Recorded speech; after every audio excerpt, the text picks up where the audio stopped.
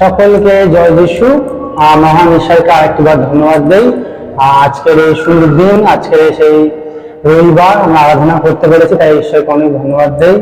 আর যে বিশেষ করে ধন্যবাদ দিতে চাই যে আজকের দিনে আমি সোশ্যাল মিডিয়া দ্বারা আমার সে জীবন্ত সাক্ষ্য আমি আজ তোমাদের মধ্যে দিতে চলেছি। এই সোশ্যাল মিডিয়া দ্বারা আমি শেয়ার করতে চলেছি। আপনারা শুনুন আমি কিভাবে যিশুকে জানলাম এবং তার পথে আমি চলতে শুরু করেছি।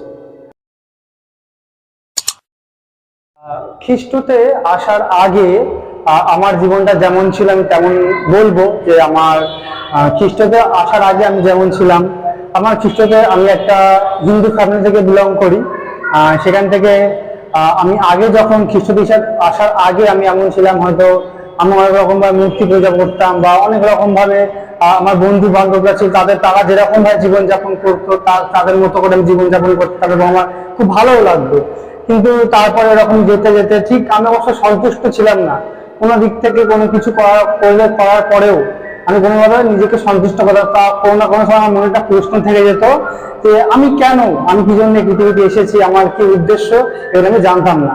কিন্তু তারপরে আমার বাড়ির পাশে একটি ফেলোশিপ খোলা হয়। আমি প্রথম যিশুর কথা জানতে পেরেছিলাম সাগর মালিকের কাছ থেকে। আমার বাড়ির পাশে একটা ছোট্ট মন্দির খোলা হয়েছিল। সেখানে আমি প্রথমে সানডে স্কুলে যাই এবং সেখান থেকে আমি প্রথম যিশুর কথা জানতে পারি। তখন আমি বাড়িতে এসে ভেবেছিলাম যে আমার জন্য কেউ আছে, আমার জন্য কেউ তার রক্ত ঝরিয়েছে, আমার জন্য কেউ জীবন দিয়েছে। তারপরে আমি নিয়মিত সেই চার্চে যাওয়া শুরু করি এবং আমার খুব ভালো লাগে, আমি ভালোবেসে ফেলি।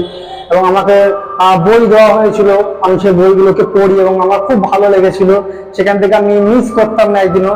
সেখান থেকে আস্তে আস্তে আমার জীবনটাকে আমি পরিবর্তন করেছি এবং আর এখনো পর্যন্ত আমি এই যিশুর পথেতে আছি। আজ আমার মনে পড়ে 2016 সাল, তখন আমি যিশুকে গ্রহণ করেছিলাম, বাপ্তিস্ম নিয়েছিলাম। তারপর থেকে আমাকে আস্তে আস্তে আমি যিশুর পথেতে চলেছি এবং মহান ঈশ্বর আমার কাজ অনেক আনন্দে অনেক সুখে রেখেছে এবং আমি খুব খুশি।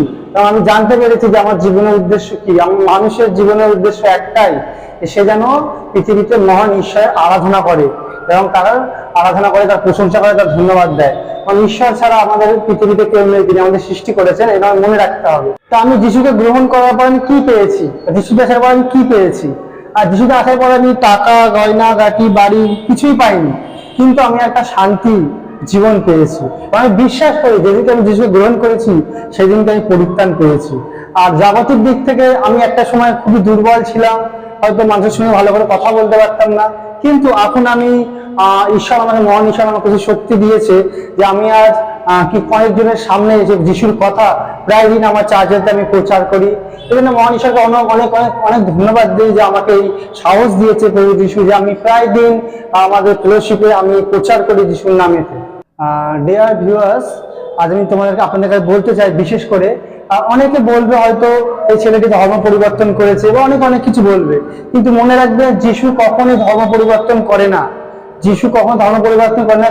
যিশু আপনাকে পরিবর্তন করে, এটা মানুষকে পরিবর্তন করে, তার ধর্মকে পরিবর্তন করে না। এটা মনে রাখবেন যে যিশুতে আসার পরে আমার কোনো কিছু চেঞ্জ হয়নি, না খাবার দাবার, না জামা কাপড়, আমার কিছু চেঞ্জ হয়নি। আমি যেমন তেমনই আছি, তোমার হৃদয়টা পরিবর্তন হয়েছে। এই যিশু তোমার হৃদয়টাকে পরিবর্তন করতে চায়, তোমার ধর্মকে না। এই জন্য আপনারা যারা দেখছেন এই ভিডিওটা, বিশ্বাসী এবং অবিশ্বাসী ভাইরা, তারা সব আপনার যিশুর কাছে আসুন, যিশুকে জানুন। এবং প্রভু যিশু তিনি পৃথিবীতে এসে বলে গেছেন যে সব সময় পাপকে ঘৃণা করো, পাপীকে না। এই জন্য আমরা কখনো লজ্জা পাবো না, কখনো ঘৃণা করবো না প্রভু যিশুকে। আমরা আরো ভালোভাবে যিশুকে জানবো এবং তাকে গ্রহণ